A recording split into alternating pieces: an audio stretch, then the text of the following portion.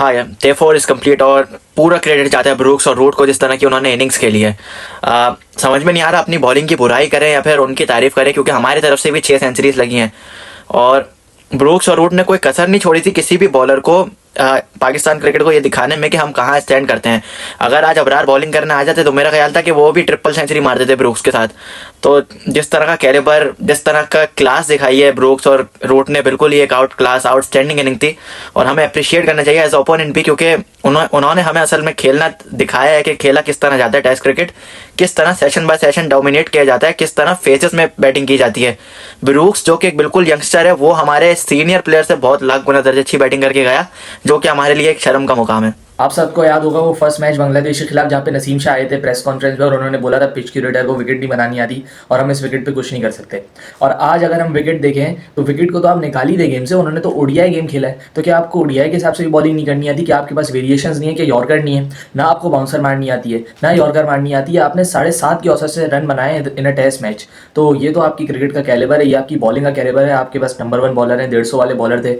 एक साल पहले की बात है, आप 2023 के वर्ल्ड कप से पहले आप देख लें किस तरीके से 3 बॉलर्स की, और अब हाल देख लें इनकी परफॉर्मेंसेस देख लें कि टेस्ट मैच में 7.5 रन की औसत से इन लोगों ने स्कोर दिया है आज के दिन। और आप पिच को तो निकाल ही दें एक साइड पे, उन्होंने अटैकिंग क्रिकेट खेली है, तो आप अटैकिंग बॉलिंग कर लेते। आपके पास यॉर्कर और बाउंसर्स नहीं है क्या? आपका पेस ही नहीं है इतना कि आप यॉर्कर और बाउंसर का इस्तेमाल करो, आप एक्सप्लॉइट करो रिवर्स स्विंग को। आपका इतना पेस नहीं है, आपकी उतनी औकात नहीं है मेरे ख्याल से। इंटरव्यूज में इनसे जिस तरह की बातें करवानी है करवा लो, लेकिन बॉलिंग स्टैंडर्ड जो होता है वो हम सब ने आज देखा है।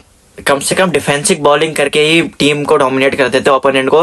ना इनको यॉर्कर मारनी आती है, ना इनको बाउंसर मारना आता है। मैंने कल शाहीन की बॉलिंग स्पेल देखा, वो सामने से फील्ड हटा के ब्रूक को बाउंसर मार रहे थे और ब्रूक ने उनको बाउंसर पे सामने चौके मार दिए। तो समझ में नहीं आता कि वो बेइज्जती कर रहे हैं बॉलर की या बॉलर को खेल रहे हैं। ये तो हमारे लिए शर्म का मुकाम होना चाहिए, क्योंकि इंटरव्यूज में आके इतनी बड़ी बड़ी बातें कर देते हैं और फिर जब ग्राउंड में जाते हैं तो बिल्कुल परफॉर्मेंसेस नहीं होती। तो इसका इन्हें जवाब होना चाहिए, क्योंकि पाकिस्तान क्रिकेट जिस तरफ हेड कर रही है वो बिल्कुल भी एक अच्छी डायरेक्शन नहीं है। और फिर जब 2 सेशन जलील रुस्वा होने के बाद आपकी बैटिंग आई है, तो आपने बैटिंग भी माशाल्लाह शानदार की है। वो पिच जहाँ पे इंग्लैंड का एक बैट्समैन आउट नहीं हो रहा था आपसे, वहाँ पे आप लोगों ने एक सेशन में 6 आउट करवाए। मतलब वही पिच जो एक खड्डा थी वो तीसरे सेशन में स्पेशली पर्थ बन गया। वहाँ पे बाबर आजम ऐसे आउट हुए, कतरी लग के अब्दुल्ला शफीक को वो उसने पहली बॉल पे ही बोल्ड मार दिया। और साइम अय्यूब की तो मैं क्या ही बात करूँ, वो खड़े खड़े अगेन उन्होंने बॉल खड़ी कर दी और वो पता नहीं कौन सा शॉट मारना चाह रहे थे एक स्लो ट्रैक पे। ऐसा लग रहा था वो ऑस्ट्रेलिया में बैटिंग कर रहे हैं कि बॉल उनके बिल्कुल बल्ले पे आएगा और वो शॉट मारेंगे। ऑब्वियसली 14 दिन का विकेट है, बॉल रुकेगा। एंड ये परफॉर्मेंस देख के तो शर्म आनी चाहिए इनको भी, और हमें तो आ ही रही है वैसे।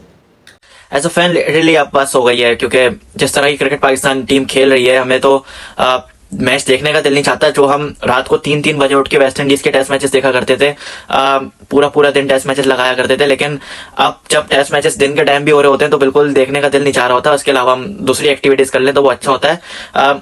ऑस्ट्रेलिया की सीरीज से जो कस्ट शुरू हुई है, एक भी विन नहीं आ रहा है। ड्रॉ तो छोड़ ही दे, जीतना तो दूर की बात है, ड्रॉ भी नहीं कर पा रहे हैं। तो समझ में नहीं आ रहा कि डे 2 में आते हम लोग, सामने टीम डोमिनेट करती है और हम रिजल्ट प्रेडिक्ट कर लेते हैं कि हम सेकंड इनिंग में आउट हो जाएंगे। मसला इनको एड्रेस करना होगा यहाँ पे कि पहली इनिंग में जब आप 500 रन मार रहे हो तो दूसरी इनिंग में आपसे रन क्यों नहीं लग रहे। साउथ शकील का मुझे समझ में नहीं आया कि सोच क्या है, उनकी दिमाग क्या है। उनका पहली इनिंग में जिस तरह तेज बैटिंग करनी थी वहां वो 170-80 बॉलें ले गए, लेकिन दूसरी इनिंग में जहां उनको टाइम लेने की जरूरत थी, जहां उनको टीम को स्टेबल करना था, वहां वो मारधाड़ में लगे हुए हैं। तो इस तरह की इंटेंट क्या है, सोच क्या है, पीछे टीम से मैसेज क्या मिल रहा है, बिल्कुल समझ से बाहर है। अच्छा, अब समझ ये नहीं आता है कि पाकिस्तान के पास ना तो कोई ऐसा बॉलर है जो 150 टच करे, ना आपकी फास्ट बॉलिंग स्ट्रांग है, ना आपके बैट्समैन को फास्ट बॉलिंग खेलनी आती है। एंड आपने पिच क्यूरेटर बुलाया ऑस्ट्रेलिया से टू प्रिपेयर फास्ट ट्रैक्स। मतलब ये कॉन्फिडेंस है आपका। एक फास्ट ट्रैक पक्का बना था पिंडी वाले मैच में, दूसरा टेस्ट बांग्लादेश के खिलाफ, और आपने अपनी बैटिंग का हाल देख लिया था उस पर। पाकिस्तान ने अपनी हिस्ट्री में, आप 60 साल की क्रिकेट उठा लें, कब उसने फास्ट बॉलिंग अच्छी खेली? और आप यहाँ पे फास्ट बॉलिंग ट्रैक्स तैयार करने के चक्कर में कभी खड्डे तैयार करते हैं, कभी इतने फ्लैट ट्रैक तैयार कर देते हैं जहाँ पे आपको 850 पड़े, और जब आपकी वहां पे बैटिंग आए तो आपसे 150 रन ना बने। मेरा तो यह सवाल है कि पिछले 1-2 साल से सिर्फ आवाम को पागल बनाया जा रहा है कि डोमेस्टिक को इज्जत देंगे, डोमेस्टिक को इज्जत देंगे, लेकिन डोमेस्टिक को इज्जत मिल कब रही है?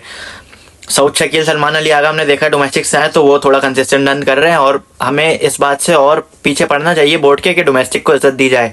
कामरान गुलाम पागल है, साहिबजादा फरहान पागल है, मीर हमजा पागल है, जो डोमेस्टिक में परफॉर्मेंस दे के थक गए। सही बंदे हैं तो वो ये बड़े बड़े नाम हैं जो आप सब जानते हैं। मसला यहाँ पे ये है कि जब आगा सलमान बैटिंग करता है तो पिच बिल्कुल सीधी हो जाती है।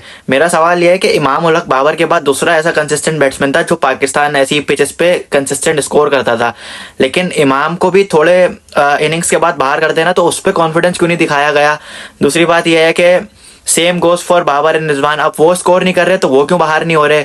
शाहीन नसीम तो अच्छी बॉलिंग कर रहा है, उससे हमें कोई गर्ज नहीं है। शाहीन की अगर हम बात करें, उसको टेस्ट मैच की लाइन लेंथ तक नहीं पता, वो क्यों खेल रहा है टीम के अंदर। ये बस नाम पे खेल रहे हैं अपने, या क्या चीज़ है, बिल्कुल समझ से बाहर है। जो डोमेस्टिक में परफॉर्म कर रहे हैं वो पागल हैं, और ये जो खेल रहे हैं ये सारे स्टार्स हैं। और आई थिंक ये कसूर हमारा ही है, जिस तरीके से हमने इन प्लेयर्स को ओवर हाइप किया, रिजवान, बाबर, शाहीन, ये आज टीम के खुदा बने बैठे हैं। इनके अलावा कोचेस को कुछ और नहीं दिखता, इनके अलावा मैनेजमेंट को कुछ और नहीं दिखता। क्यों? क्योंकि पिछले 2 सालों से कुछ और चीज़ एक्सपीरियंस ही नहीं किया हमारी क्रिकेट ने, किसी और को मौका ही नहीं मिला है कि इनको रिप्लेस कर सके। इसीलिए पाकिस्तान क्रिकेट आज इन पर डिपेंडेंट है, और इनकी क्वालिटी नहीं है कि पाकिस्तान क्रिकेट को संभालें, किसी पोजीशन पर लेके जाएं। ये सिर्फ ऐसे प्लेयर है जिन्होंने पूरी क्रिकेट अपनी सेल्फ ईगो को सेटिस्फाई करने के लिए खेली है। रिजवान को ओपनिंग से हटा दो तो उनका मुंह बन जाता था, शाहीन से कप्तानी ले तो उनका मुंह बन जाता था, और आज ये नताइज आपके सामने है। और इनसे ज़रा इंटरव्यू में बात करके देखें तो ये बोलते हैं कि हमारी वजह से लोगों की रोजियां चल रही हैं। सो ये कैलिबर है, ये मेंटेलिटी है, और सच ऐसे प्लेयरों को तो सबसे पहले फारिग करना चाहिए। एंड आई थिंक हम हार रहे हैं, ऐसे ही हार जाएंगे, बच्चे खिला के हार जाएंगे। इससे बेहतर यही है कि हम यंग टीम खिलाएं, हम वो लड़के खिलाएं जो डोमेस्टिक में रगड़ा दे रहे हैं अपने आप को। कामरान गुलाम, साहबजादा, फरहान, ये लोग पागल हैं जो 2-2 साल 3-3 साल से टॉप कर रहे हैं डोमेस्टिक, और आप इनको खिलाए जा रहे हैं 30-30 40-40 इनिंग की लो परफॉर्मेंस के बावजूद भी। लिटरली अब शर्म आती है, क्योंकि अगर हम 1-2 साल पीछे चले जाएं तो हमें इतना तो भरोसा होता था कि बाबर आएगा, कम से कम भी 50 तो मारेगा, लेकिन 50 तो दूर की बात, 30 रन भी नहीं हो रहे हैं। दूसरा, अपनी बॉलिंग लाइनअप को इस तरह देख के हम अगर वर्ल्ड कप 2022 की बात करें तो हमारे पास एक पूरा पैकेज खड़ा हुआ था, जो हसनैन से शुरू होके शाहीन पे ख़त्म हो रहा था, और सब पे 150 क्लिक्स के टैग लगे हुए थे कि ये इतनी तेज़ बॉलिंग कर सकते हैं। हमारा डोमेस्टिक स्ट्रक्चर भरा पड़ा था, लेकिन अगर हम देखें तो नेशनल टीम में कोई ऐसा बॉलर नहीं है जो 140 क्लिक कर जाए। तो इस तरह टीम का हाल देख के बस शर्मिंदगी होती है, अफसोस होता है अपनी टीम को इस तरह इन हालात में देख के। दुआ और होप यही करते हैं कि आगे क्रिकेट अच्छी हो जाए। थोड़ी सी रिस्पेक्ट जो डिजर्व करते हैं उन प्लेयर को रिस्पेक्ट देनी चाहिए। आगा सलमान अभी पिच पे मौजूद है, तो उससे हम कुछ एक्सपेक्ट कर सकते हैं, लेकिन ये मैच भी अगर ड्रॉ भी हो जाता है कम से कम, तो इससे हमें कोई पॉजिटिव नहीं मिल रहा है, सिर्फ नेगेटिव्स मिले। प्रेस में आके हमें क्या बातें सुनने को मिलेंगी, हमने पैचेस में अच्छा खेला, आगा ने अच्छी परफॉर्मेंस करी, हमें ये नोटिस करना होगा। हमें ये नोटिस नहीं करना, हमें ये नोटिस करना है कि किसने बुरा खेला, किसने खराब परफॉर्मेंस दी, किसने टीम का नाम बदनाम किया, उसको बाहर करना है हमें। तो इन चीज़ों पर अगर काम होगा तो टीम का कुछ होगा, वरना कुछ नहीं होगा। कुछ ज़्यादा नहीं है मेरे पास इस डे को समअप करने के लिए। टोटली इंग्लैंड डोमिनेटेड डे था, जिसमें इन लोगों ने बहुत सारे रिकॉर्ड्स ब्रेक किए। हैरी ब्रूक्स और जो रूट, जिस तरीके से उन दोनों की 450 रन की पार्टनरशिप थी, उसके बाद हैरी ब्रूक्स का वो ओडीआई क्रिकेट खेलना, इट वाज अमेजिंग। और जिस तरीके से अपने आप को कंडीशंस में अडेप्ट करा इंग्लैंड ने आके यहाँ पे, तो बहुत अच्छी लगी उनकी क्रिकेट देख के। एंड अब क्या गेम में रह गया, 4 विकेट्स हैं आई थिंक। शुरू के सेशन में कल इंग्लैंड इन लोगों को निपटा देगा। थोड़ी रेजिस्टेंस अगर दिखाई तो सलमान अली आगा एक वाहिद प्लेयर है जो रेजिस्टेंस दिखा रहा है। अबरार अहमद को बुखार हो गया है, तो अभी आप 6 डाउन बोल रहे हैं, पाकिस्तान इवेंचुअली 7 डाउन है वैसे भी, क्योंकि अबरार बैटिंग करने नहीं आएंगे। तो सलमान एक वाहिद रेजिस्टेंस है जो कि दिखेंगे शायद मे भी, लेकिन अगर वो आउट हो जाते हैं तो शायद मुश्किल से ये मैच 1 से 1.5 घंटा सुबह हो पाएगा। एंड मेरा नहीं ख्याल कि फर्स्ट सेशन से ज़्यादा ये मैच चलेगा। तो बहुत सारा ख्याल रखिएगा। अल्लाह हाफिज़।